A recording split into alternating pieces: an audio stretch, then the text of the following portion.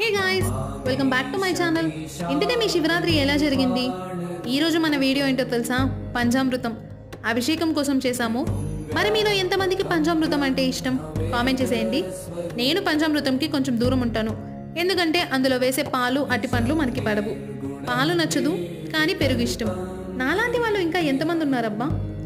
పంచామృతం చేసుకోవడం ఈజీ అండి.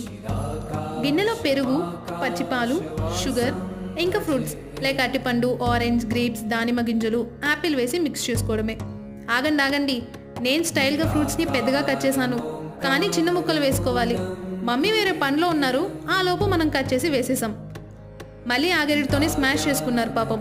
మనం చేసే పనులు అలా ఉంటాయి మరి. ఇంకా హనీ అండ్ నెయ్యి వేసి ఓసారి మిక్స్ చేసుకుంటే అద్భుతమైన ప్రసాదం పంచామృతం రెడీ. ఓం నమః శివాయ. ఈ వీడియోని లైక్ చేసి నా ఛానల్ పునీత వ్లాగ్స్ని సబ్స్క్రైబ్ చేసుకోవచ్చు కదా. Bye bye.